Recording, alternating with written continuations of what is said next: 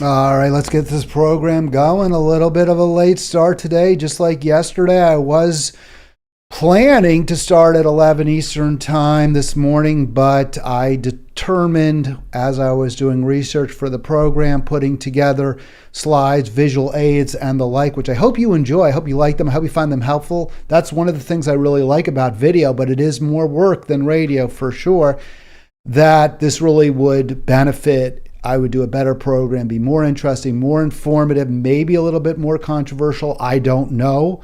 I certainly aim for some controversy because I think it's more, I just don't want to watch Pavel personally. I don't want to just listen to, see people talk about something that everyone agrees on. And that's one of the reasons I challenge people on the left far more than on the right, because I talk to people on the left more than I talk to them on the right. When I do talk to conservatives, when I do talk to righties like Vernon, I tend to go after his views and those of the people that are on his Facebook page, such as climate denialism, climate cataclysm denialism, and the like.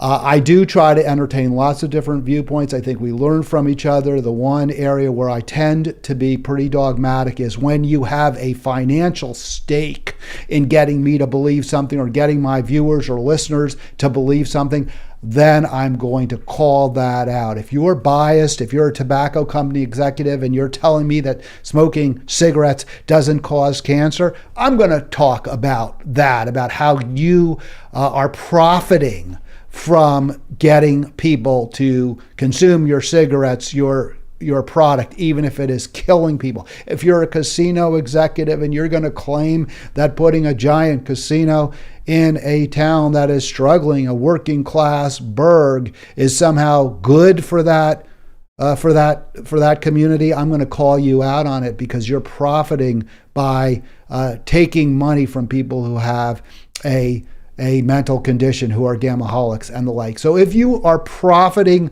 from a particular activity or action, and then you defend that action or activity, I'm going to call you out.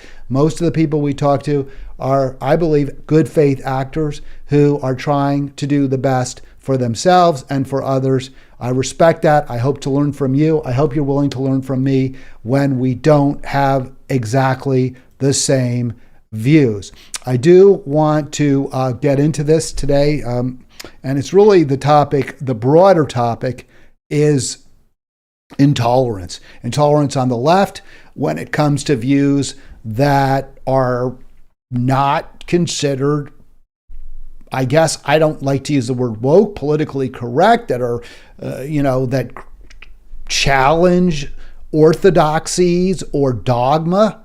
How do we deal with that? What's the appropriate way to respond when a particular group feels it's under attack, claims it's under attack, and it criticizes those who who take a position that members of that group or their allies deem bigoted, transphobic, or the like. So here, I posted a video approvingly about the increasing numbers of adolescents who are receiving gender-affirming medical care, not psychological care, but actual medical care, whether it's surgeries or hormone blockers.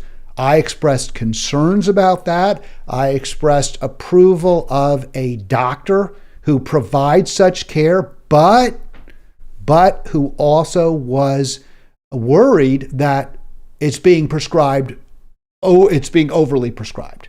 And for doing that, I was attacked. In fact, you can see, call in here. And by the way, I normally don't, as you well know, when I cite people who post online, not authors, not someone who's at their own website, obviously not a columnist, but just random folks who I may really appreciate what they have to say, or maybe I'm going to take strong issue with it. I feel it's a representative quote, but it's one I don't agree with. Then I generally do not identify the person who made the statement. In this case, the person who made the statement that I'm going to challenge demanded my resignation. So because of that, and I'm not, as far as I know, I'm not really the organizer of Our Revolution Maryland anymore. Maybe I am, I don't know. But anyway, Colin demanded my resignation. So I feel like I'm more than, I'm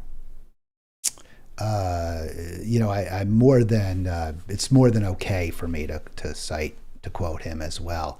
I'm more than justified in doing so. So he claims I fearmongered, I'm distracting from working class issues, which is the last thing I ever want to do, is distract you from the class war. The war, and it's really more an income, I don't want to say class, it's an income and wealth inequality war, a war of the bottom. I don't know what percent you want to go with, 95, 98, 99, 90% against the top. That to me is what this is all about. That's why I do this. I want everyone to have enough and no one to have too much. That is for me the ultimate goal of this program. Now, does that mean the fight is over? No. Will there still be some bigotry, discrimination, phobias? Yes. But they will all be so much more easy to respond to address, if we have a society where everyone has enough and no one has too much. So the last thing I ever want to do is distract you from that income and inequality war. I think that the war in Ukraine is a distraction from it. It's also deadly. It's also horrible. It's also wrong. It's also leading to terrible outcomes. But it's also preventing us from taking the steps we need to take to address income and wealth inequality. Likewise, the focus on Trump by the corporate media and by the Democratic Party, the obsession with Trump is designed, its function is to prevent us from tackling wealth and income inequality. I do believe that not the trans activists who are fighting for trans rights, I don't believe they're trying to distract us from working class, the war against inequality. I think what they are doing, though, is they're serving that function. I think that it pits this issue, trans rights, pits poor, struggling, and working people against each other. And I think one of the ways we can avoid that unfortunate outcome is if we come to some agreements, if we don't just take totally dogmatic positions without any willingness to challenge our own side. I just want to note one other thing. I did circle in red here the issues I'm going after or pointing out. So if the last one is that an apology is far from insufficient, I think he meant to say an apology is far from sufficient. I think what Colin is saying is even if I apologize, which I'm not planning to do, for what I wrote and said, that wouldn't be good enough. Okay, well, don't worry about that.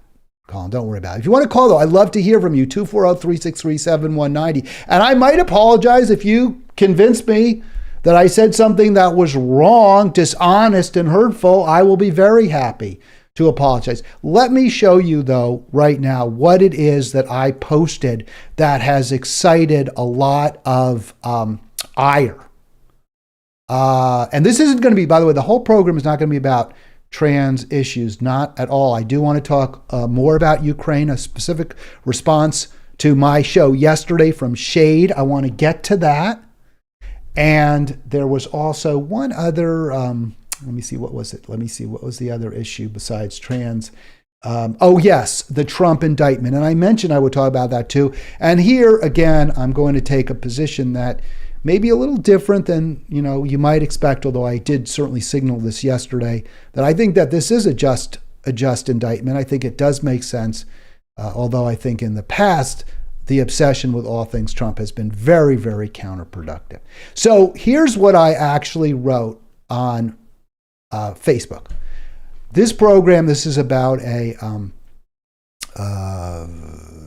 Chris Cuomo show. I forget the name of, but we'll play a clip from it, which I really thought was valuable.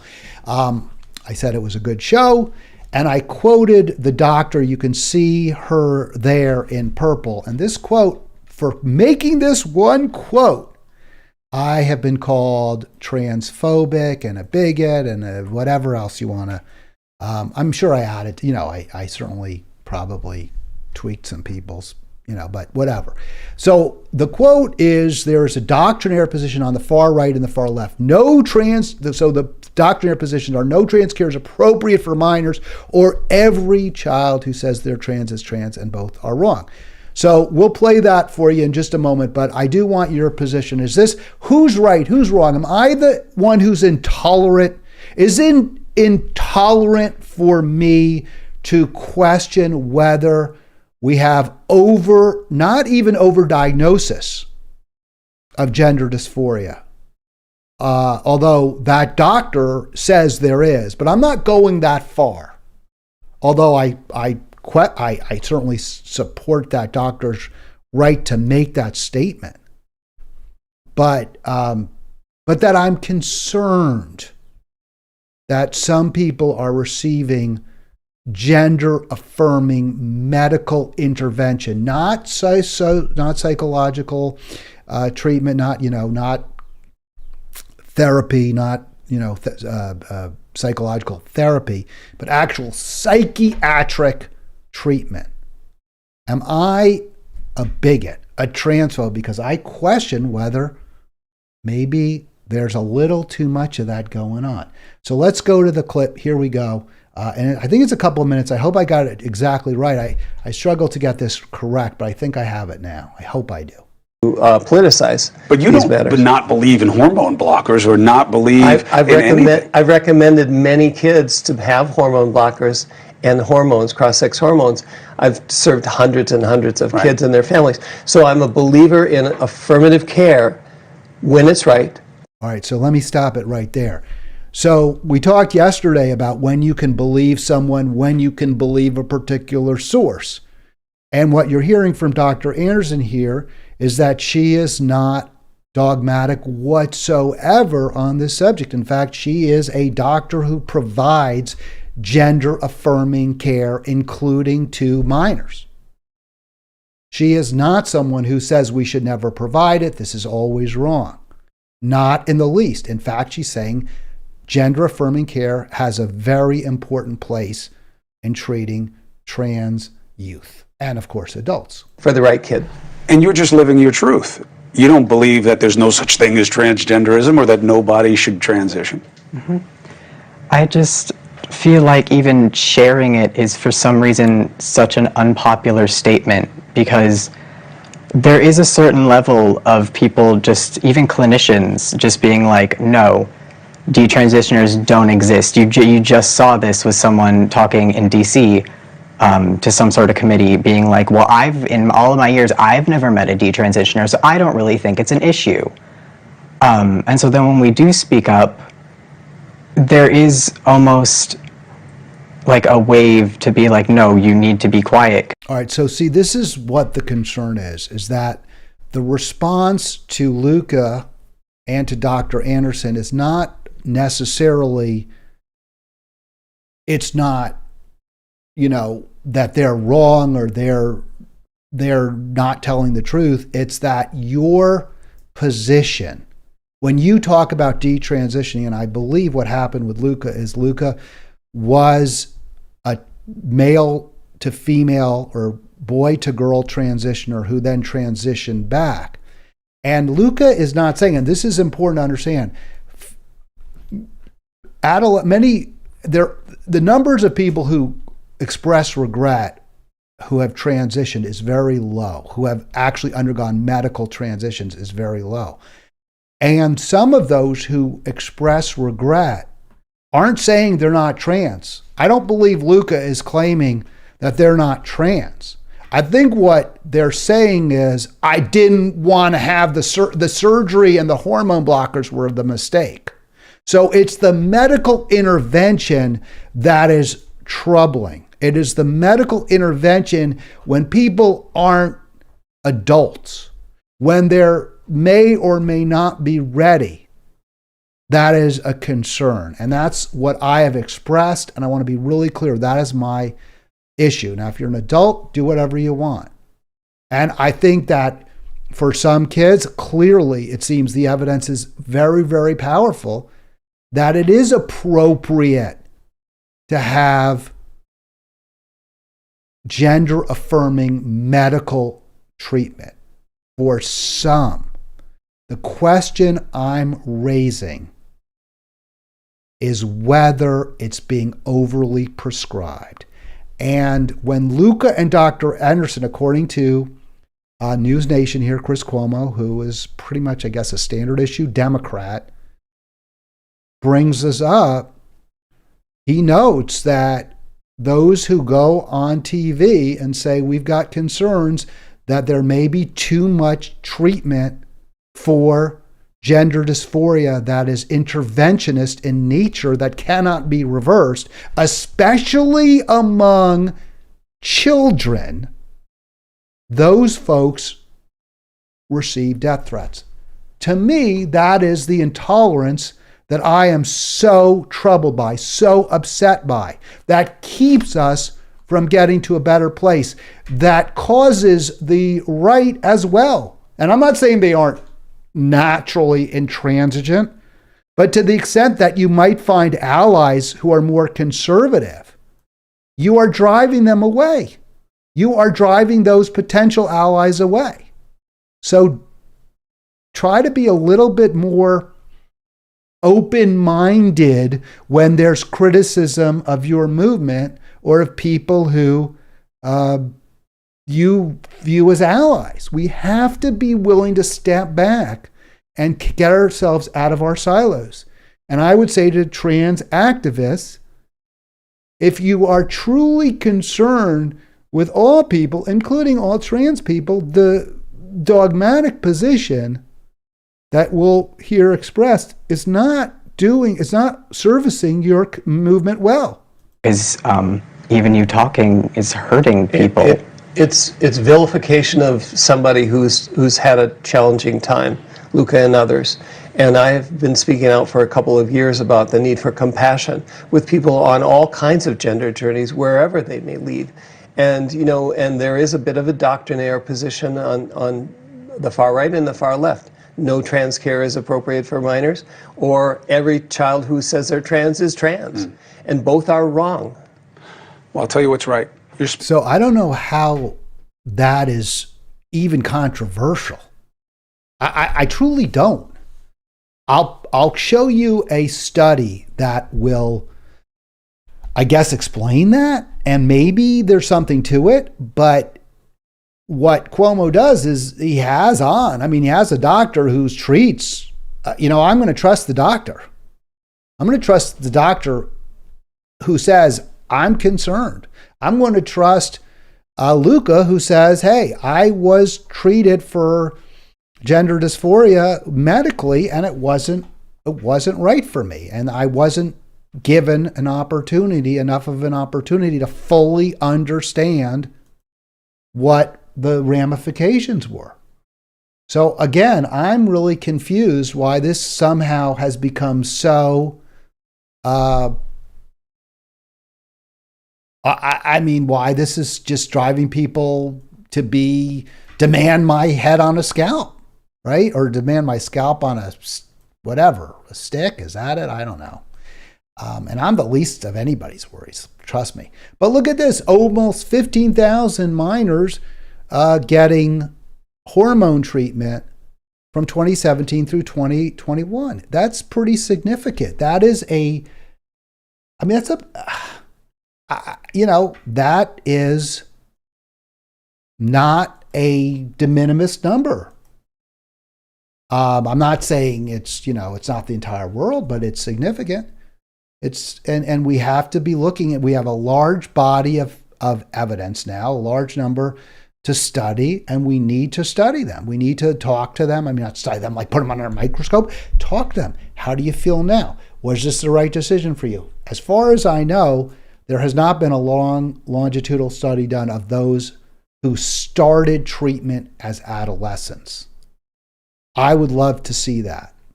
I think that's very, very important, because it might well prove this is exactly correct. This is what we need to do. But until then, and even after that, given that we do have people who have expressed regrets, I think that obviously strongly counsels for moderation, for not taking a dogmatic view, which is, well, if you say that you're trans, you're trans. So what are some of the impacts? If you're assigned female birth and you take testosterone, the fat's going to shift to your stomach. You're going to get more muscles. Your brow and jaw get more pronounced, like what males happen. You're going to get more hair on your body. You have physical changes as a result. A bio male's testicles will shrink, their sex drive is going to diminish, and these changes can be permanent. So this is significant. This is not some nothing burger, in my opinion. This is real. This is meaningful. I believe I got this from Reuters. I always like to tell you where I got my sources. I don't have the site of the actual, it was Reuters, actually, now I recall. And let's get to the what I think is even more important and more relevant to this conversation about why I am not a big believer in simply, let me say it a different way. I think that the decision to undergo this kind of treatment should only be done after significant amount of conversation, discussion, and what I have been told is that is the case. But that is not what the CNN, or rather the Cuomo article from News Nation, presents. It presents instead that doctors are quickly prescribing young people who express questions, doubts about what their gender is, who express gender dysphoria or symptoms of gender dysphoria, are getting prescribed medical treatment quickly. That to me is a problem. Why is that? Hormone treatment may leave an adolescent infertile, especially if that child took puberty blockers at an early age. That and other potential side effects are not well studied. Experts say, okay, well, they need to be studied. I think they should be studied before the treatments are provided, or only in small, groups where there's their test groups. And people have to understand exactly the risks that they're taking. I don't know why this is such a controversial view that somehow I should be kicked out of my group and people are blocking me and what have you. 240-363-7190, calling me a transphobe. I just don't get that. We need to be willing to talk to each other. We need to be willing to have this conversation without insults and without rancor. I get what, and I'll present an argument. Trans people are under attack. They're facing right-wing hysteria, and so we have to rally around to support them. And my response is everybody deserves to be treated with respect. Nobody should be insulted, threatened, shamed, or attacked. We need to protect all people. We also need to protect, by the way, the truth, science.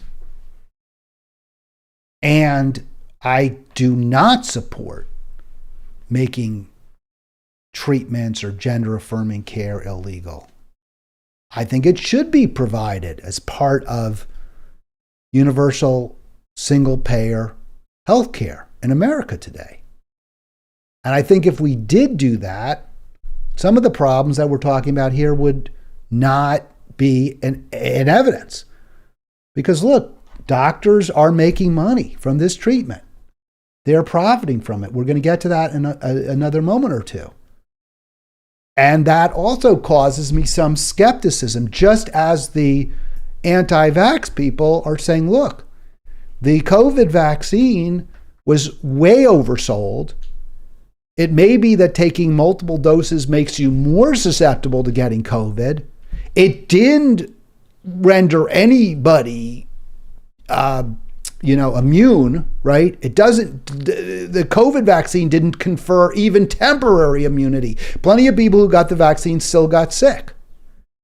So the anti-vaxxer people are kind of taking a little bit of a victory lap, because as evidence comes out, it undermines the arguments in favor of mandates, whether for vaccines or for masks. And all that, to my way of thinking, doesn't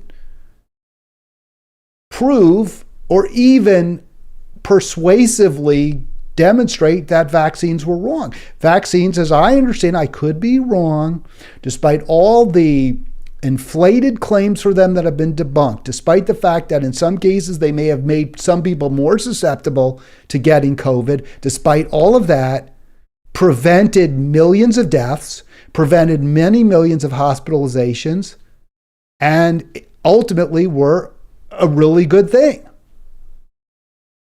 Well, it's the same thing with gender-affirming care. Gender-affirming care provides benefits. For many people, it may well be a lifesaver. It's certainly claimed to be so, especially for young people. That doesn't mean that critics of the way it is being distributed in America today don't have legitimate points as well. And unless we're willing to discuss this without recourse to insults and attacks and dismissiveness and condescension, we'll never get where we need to get. So this is from The Atlantic, which is a pretty sober, talking about whether we believe a particular source. I tend not to believe The Atlantic when it comes to neoliberal and neocon views, because they tend to be neoliberal and neocon. But I've never had any reason to believe they're anti-trans or transphobic or against identity politics whatsoever. And so this article was in The Atlantic, and they note, including Kinnan McKinnon, who I believe is a trans person, that there is such a thing as reverse transitioning, detransitioning, that people who undergo actual surgery or hormone treatment may determine, and some do, that they made a mistake, that they shouldn't have, that they wish they hadn't. They express regret. Now, I know the numbers are very low, and we'll get to those in a moment. But the fact that they're low doesn't mean that they're not relevant. One other point on that. One argument you hear is, well, look, everyone sometimes has regrets about surgery. People who have knee surgery sometimes express regret too. Yes, that's true. When you undergo, I had neck surgery. I don't think it was helpful. I don't regret it exactly, but I don't think it did anything for me. But it's not quite the same.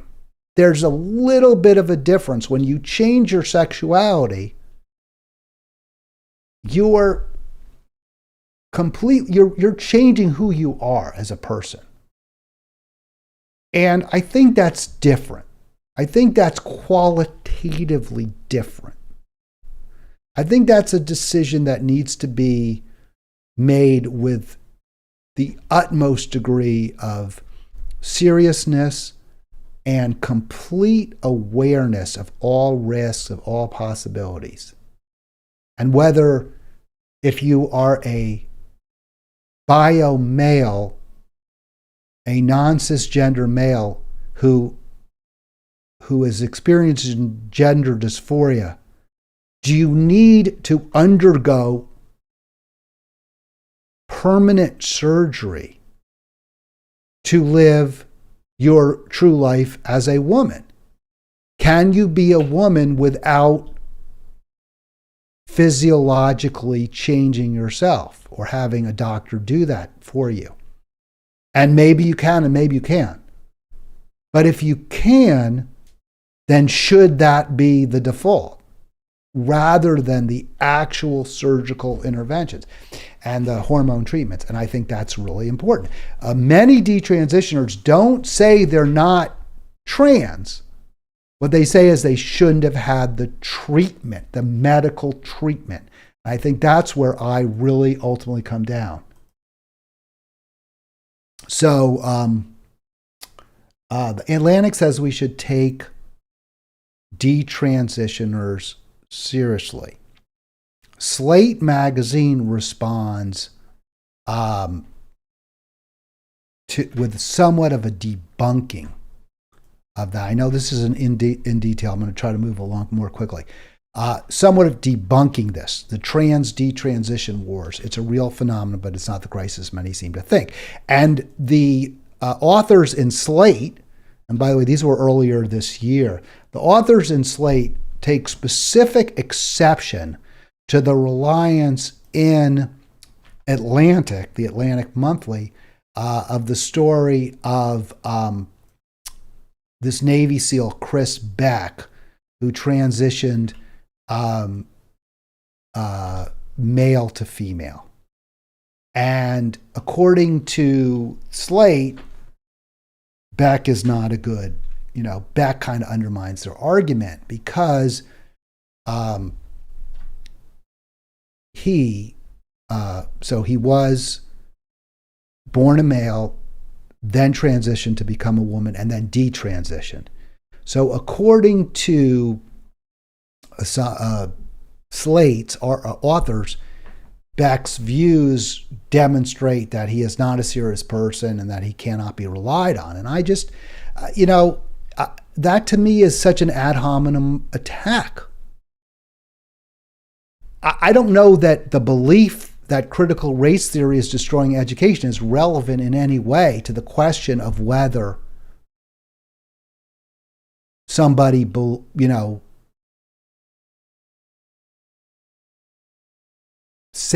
feels that they wrongly transition. It's not, this is all subjective, right? We can't know objectively the way you can objectively measure whether someone can run faster or swim longer. We can't know. We can only talk to people. We can look at some metrics like suicides and the like, and I'd love to see numbers on that too. Is the number of transitioners who suicide or who attempt suicide much lower than those who don't, who identify as trans? That may well be the case. I think that's a very relevant fact. But what people say is subjective. And the view that critical race theory is a problem in education today is not, in my view, that particularly extreme. I mean, that's a very widespread notion. And I don't think it is really pertinent to the argument of whether Beck, rightly or wrongly, believes that he shouldn't have transitioned in the first place. I also think there is something to the view that our bodies are holy. I am not a religious person. I am a skeptic. I am not an atheist, but I am an agnostic. But I think our bodies are important, very important, and we should do as much as we can not to harm them, not to change them, not at least not in ways that are bad for them, which includes overeating, which includes not exercising. And I also, we didn't circumcise our sons. There seemed no reason to do it. And I think there was no reason to do it. So we didn't. I think that for some people, for some trans people, there's very good reason. It's not up to me to decide. It's up to them. But I think we do need to be mindful that adolescents, young people, minors, even into their 20s, many people are not fully mature. They're not emotionally mature. Some people never mature emotionally. And it is such an extreme step to change your sex physiologically that it should be done when it is done, I think, with, I don't want to say reluctance, but it should be done after very sober and full consideration of all the implications and ramifications. The story by Chris Cuomo suggests, maybe wrongly so, that that is not the case, that it is not necessarily done where people's eyes are wide open. All right, I want to finally get to this. So one issue that is brought to my mind, brought to my attention, that seems very powerful to me, is that the percentage of those who undergo regret, who both undergo reassignment surgery and then undergo regret, is very low. So from this article that was reprinted in, I believe, NIH, the percentage is unknown, but there is a number who do express that regret.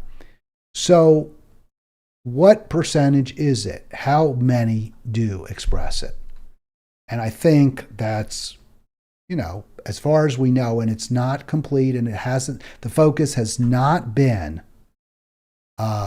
yet on adolescents, although I think there's been some studies done that suggest that it's a relatively low percentage, and so that may be the case.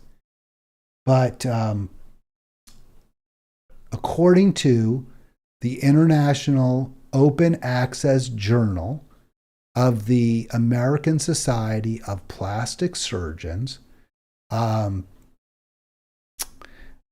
it's a very low number.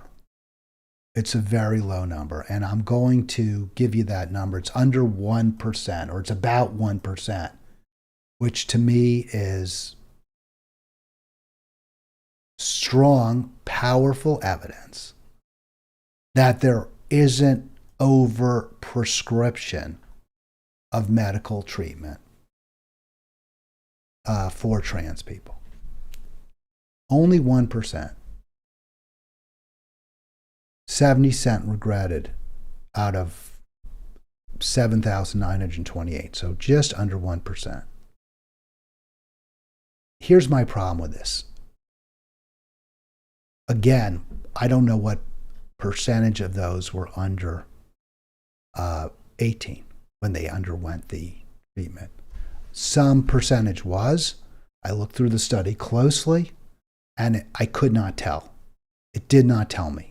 It said that they included studies that included minors, but they did not show or say how many of those were minors, and also what percentage. If 200 of the people who underwent of the 8,000 who underwent, approximately 8,000 who underwent reassignment, 200 were minors, a very small percentage, and of those 200, 40 of the 80 who expressed regrets, approximately 80, were 240 expressed regrets. Well, that's 20%. That's a significant number. I don't know that those are the numbers. I have no idea. But I would really like to know whether, and I think that has to be done, a study has to be done that says this is the percentage of youth, and it doesn't matter what age. And I have one other point. Remember I said that people are less credible if they're expressing a viewpoint that benefits them financially, if you believe it. So this study, or this, study of studies, right? Because it's kind of it's a latitudinal, I guess, is what they call that, where they use lots of different studies and they aggregate them, is done by the International Open Access Journal of the American Society of Plastic Surgeons. So plastic surgeons are the ones who are doing the surgeries, the reassignment surgeries, right? They're the ones who are doing various removals, tops and bottom surgeries, as they're called. So they're making money. I mean, there's no other way to look at it. This is what they do. they do have a financial stake in more transitioning. They have a financial stake in more sexual reassignment surgeries. So I think that is something else to keep in mind, that this study was not done by purely disinterested. As far as we know, it certainly wasn't published in a purely disinterested journal. All right, I got about 15, 20 minutes left. I do hope you'll join me. 240-363-7190. 240-363-7190. I wanted to move on. The Trump indictment, I think, is a big deal. From what I've read, from what I've heard, it was legit. It's legit. This was the right decision. And I've said, and I feel strongly about this, that Merrick Garland, because he has previously not been aggressively pursuing every avenue against Trump, because he seems to have acted with a degree of moderation and discretion, prosecutorial discretion, he's got some real credibility. He's built up credibility in my mind. He's resisted demands for the scalp of Trump in the past. And to me, that provides him with more credibility than many others who are talking about indicting Trump. Here's what Glenn Greenwald has to say. He and I have a different view on this. Than 2 hours before she boarded Air Force One for her first joint campaign appearance with President Obama. What a gift. What a stroke of luck. On a day of high political drama in Washington, Mr. Comey rebuked Mrs. Clinton as being, quote, extremely careless in using a private email server, as using a private email address and server. He raised questions about her. All right, so what Greenwald is doing here is he's comparing Hillary's use of a private homebrewed server where she kept all sorts of documents, virtual documents, digital documents. I think Trump's documents were actual hard copies. Greenwald saying, hey, look at all the bad stuff Hillary did. It's like her emails, which I always thought was a pretty good argument, right? I mean, it was really bad that she used that private email server. But that said, I don't think it's exactly the same as what Trump did. And I'll get into that in a little bit. Judgment contradicted statements she had made about her email practices, said it was possible that hostile foreign governments had gained access to her account, and declared that a person still employed by the government, Mrs. Clinton left the State Department in 2013, could have faced disciplinary action for doing what she did.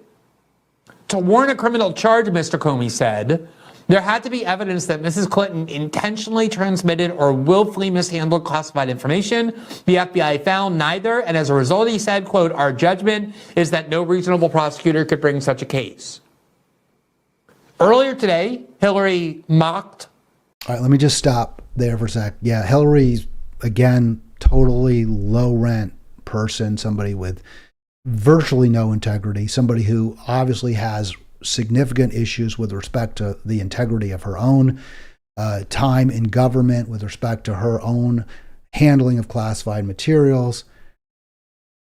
I get that.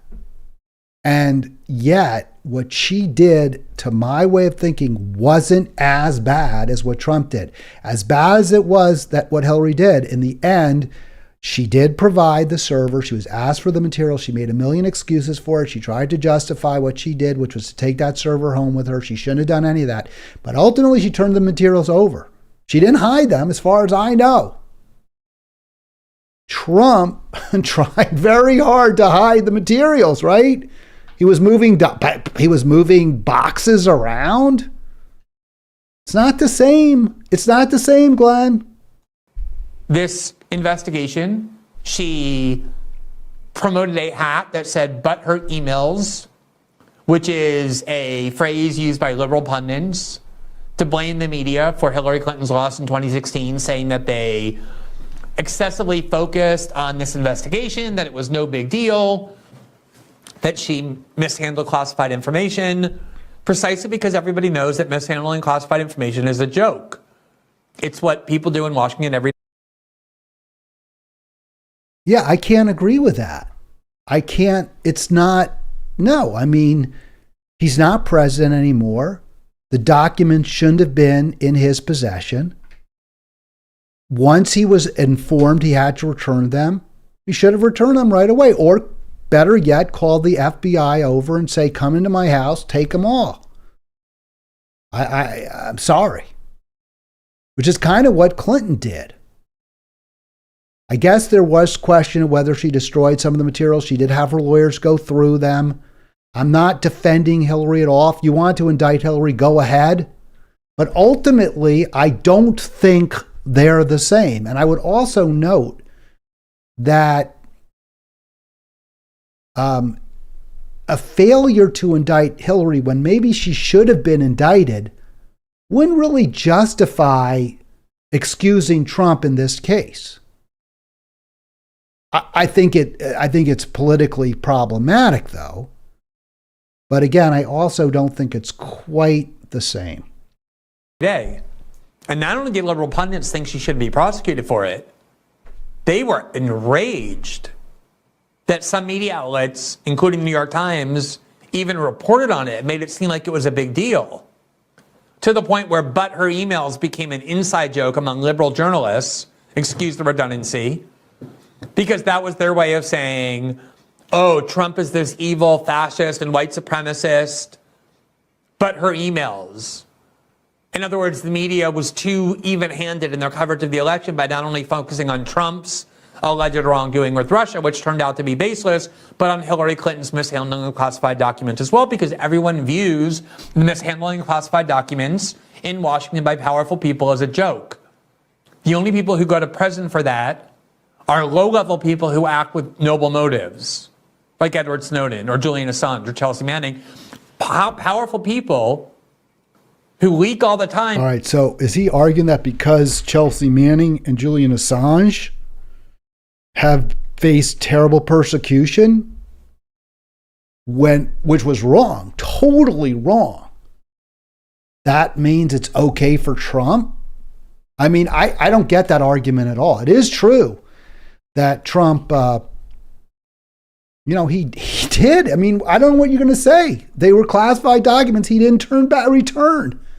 It's that simple. He was asked for them. He didn't give them back. I don't know how you can defend that, Greenwald. Now, maybe the prosecution, it's too aggressive. Maybe they should, let him plead to a misdemeanor. Maybe they will. But I'm just not I'm not getting this. And I've always thought there was Trump obsession and derangement.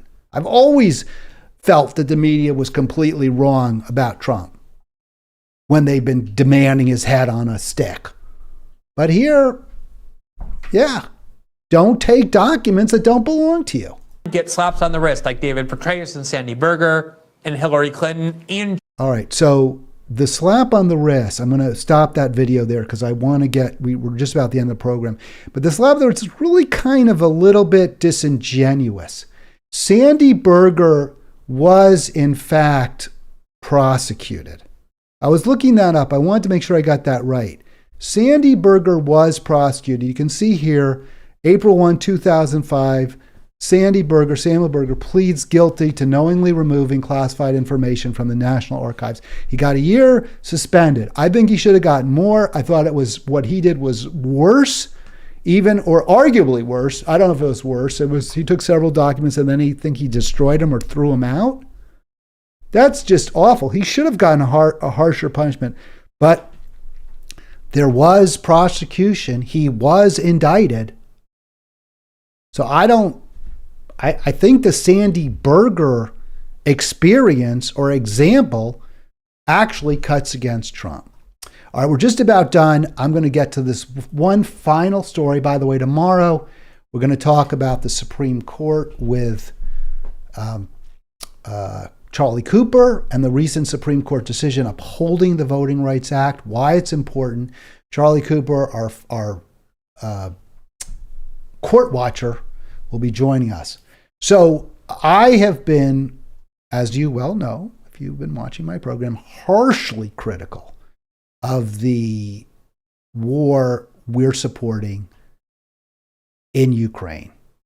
I think it's being done for profit for the munitions companies. I think it is a distraction.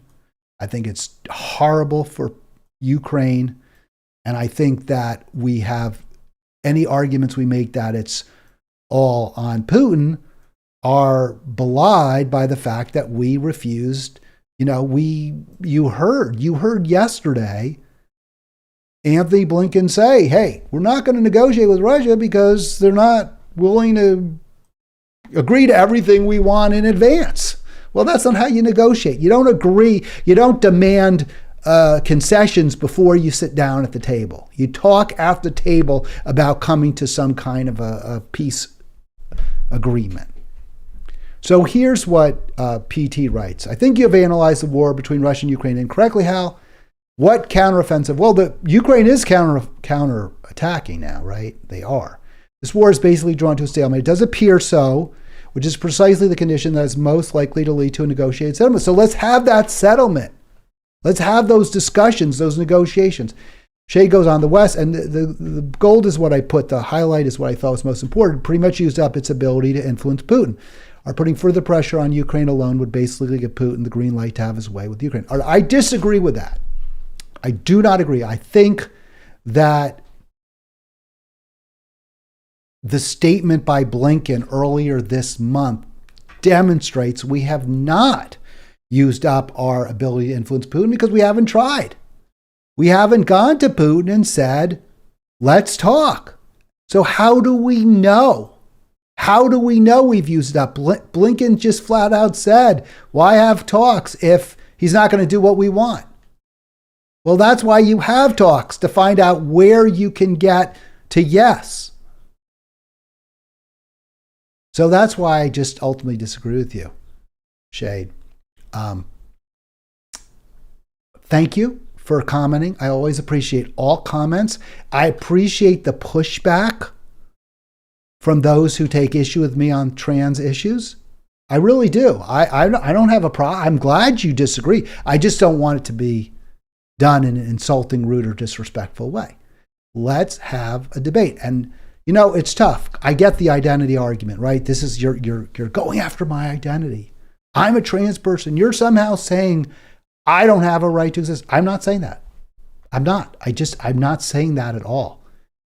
I am raising a question about whether there's over prescription of medical treatment for young people under 18 who are currently identifying as trans. Are they getting overly prescribed medical treatment? The evidence that I've reviewed suggests that some are. Notwithstanding the fact that very few people express regret for transitioning with medical intervention. That's my concern. I don't think that makes me a transphobe. I don't think that makes me a bigot. I'll be back tomorrow. Have a great afternoon. Or morning if you're on the East Coast, West Coast, left coast, something like that, whatever it is.